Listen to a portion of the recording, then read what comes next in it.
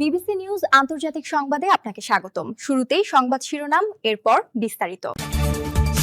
ইরানের সঙ্গে যুক্তরাষ্ট্র ইসরায়েলের যুদ্ধ আর কতদিন চলবে?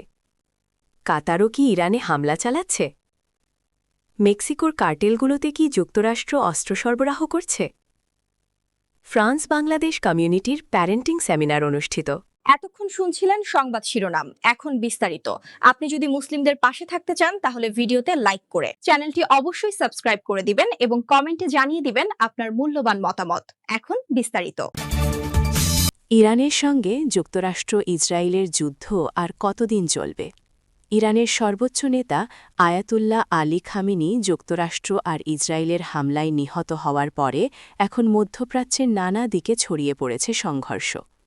খামেনিকে হামলা চালিয়ে নিহত করার পরে মার্কিন প্রেসিডেন্ট ডোনাল্ড ট্রাম্প ইরানের মানুষের প্রতি আহ্বান জানিয়েছেন যাতে তারা নিজেদের দেশের সরকারকে উৎখাত করে।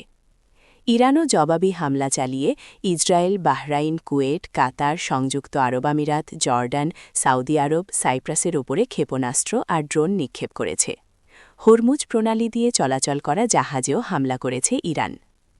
ইরান সমর্থিত লেবাননের শিয়া সশস্ত্র গোষ্ঠী হেজবুল্লাহ সংঘর্ষে যোগ দিয়ে লেবাননের অভ্যন্তরে তাদের ঘাঁটিগুলো থেকে ইসরায়েলের দিকে রকেট নিক্ষেপ করছে। আবার তার জবাবে ইসরায়েলও লেবাননে হেজবুল্লার ঘাঁটিগুলোর ওপরে হামলা করেছে।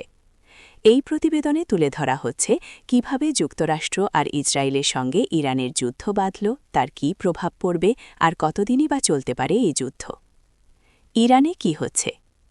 যুক্তরাষ্ট্র আর ইসরায়েল গত শনিবার ইরানের ক্ষেপণাস্ত্র পরিকাঠামো, সামরিক স্থাপনা আর শীর্ষ নেতৃত্বের ওপরে ব্যাপক হামলা শুরু করে।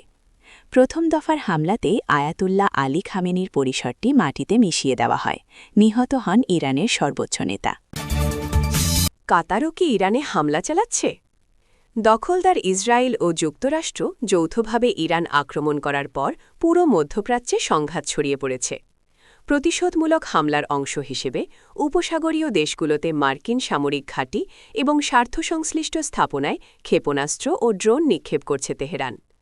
পারস্য উপসাগর তীরবর্তী আরব দেশগুলো যুক্তরাষ্ট্রের সহায়তায় ইরানের হামলা ঠেকানোর সর্বাত্মক চেষ্টা করে যাচ্ছে।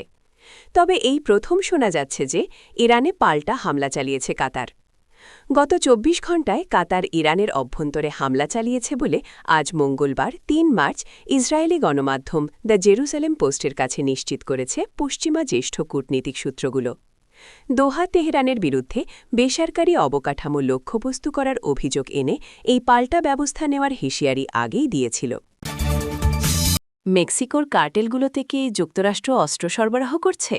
গত সপ্তাহে মেক্সিকোর মাদক সম্রাট ও অস্ত্র কারবারি এল মেঞ্চো নিহত হওয়ার পর দেশটির প্রতিরক্ষামন্ত্রী রিকার্ডো ত্রেভিলা ত্রেজো সাংবাদিকদের জানিয়েছেন, কার্টেল থেকে জব্দ হওয়া ৮০% অস্ত্রই যুক্তরাষ্ট্র থেকে অবৈধভাবে আনা হয়েছে। যুক্তরাষ্ট্রের গোয়েন্দা তথ্যের সহায়তায় মেক্সিকোর নিরাপত্তা বাহিনী এল মেঞ্চোকে শনাক্ত করে। তার প্রকৃত নাম নেমেসিও ওসেগেরা সেরভান্টেস। তিনি জালিস্কো নিউ জেনারেশন কার্টেলের প্রধান ছিলেন। এই কার্টেল মেক্সিকো ভিত্তিক শক্তিশালী ও সহিংস মাদক পাচারকারী অপরাধী গোষ্ঠী বা সিন্ডিকেট সামরিক স্তরের অস্ত্রশস্ত্র বিক্রি করে। মেক্সিকোর প্রধান ড্রাগ কার্টেলগুলো ও তাদের অস্ত্র। মেক্সিকোর প্রধান কার্টেলগুলো হল গালফ কার্টেল, সিনালোয়া কার্টেল এবং সিজেএনজি। এই সব কার্টেলই অত্যন্ত সশস্ত্র, সামরিক শ্রেণীর রাইফেল, বড় ক্ষমতার ম্যাগাজিন এবং কখনও কখনও বিস্ফোরক পর্যন্ত ব্যবহার করে। সিজেএনজি বিশেষভাবে খ্যাত তার আগ্নেয়াস্ত্রের জন্য। ২০১৫ সালে তারা মেক্সিকোর সামরিক হেলিকপ্টার লক্ষ্যবস্তু করেছিল। মেক্সিকোর কর্মকর্তারা এবং যুক্তরাষ্ট্রের সরকারও বেশ কিছু কার্টেল নেতাকে ধরার জন্য পুরস্কার ঘোষণা করেছে। ফ্রান্স বাংলাদেশ কমিউনিটির প্যারেন্টিং সেমিনার অনুষ্ঠিত। ফ্রান্সে প্রবাসী বাংলাদেশি কমিউনিটির উদ্যোগে পরিচালিত শিক্ষা ও নৈতিক উন্নয়নমূলক প্রতিষ্ঠান এমসি ইনস্টিটিউট ফ্রান্সের আয়োজনে প্যারেন্টিং বিষয়ক এক আলোচনা সভা ও সেমিনার অনুষ্ঠিত হয়েছে। গতকাল সোমবার ওভারভিলিয়েতে প্রতিষ্ঠানটির দ্বিতীয় শাখার নিজস্ব মিলনায়তনে আয়োজিত এ সভায় বিপুল সংখ্যক অভিভাবক ও শিশু-কিশোর অংশগ্রহণ করেন। প্রতিষ্ঠানের সভাপতি ও প্রিন্সিপাল মাওলানা বদরুল বিন হারুনের সভাপতিতে অনুষ্ঠিত সভায় প্রধান উপদেষ্টা শরীফ আল মোমিন সহ কমিউনিটির বিশিষ্ট ব্যক্তিরা বক্তব্য রাখেন। বক্তারা বর্তমান প্রজন্মের সন্তানদের নৈতিক ও মানসিক বিকাশ, প্রযুক্তি নির্ভর যুগে সন্তান প্রতিপালনের চ্যালেঞ্জ এবং পরিবারে ইতিবাচক যোগাযোগ গড়ে তোলার গুরুত্ব তুলে ধরেন। তারা বলেন, ডিজিটাল যুগে সন্তানদের সঙ্গে বন্ধুত্বপূর্ণ সম্পর্ক বজায় রাখা এবং তাদের মানসিক চাহিদা বোঝা অত্যন্ত জরুরি। অতিরিক্ত একাডেমিক চাপ সৃষ্টি না করে সন্তানের আগ্রহ ও প্রতিভা বিকাশে সহায়ক পরিবেশ তৈরি করার ওপর গুরুত্বারোপ করা হয়।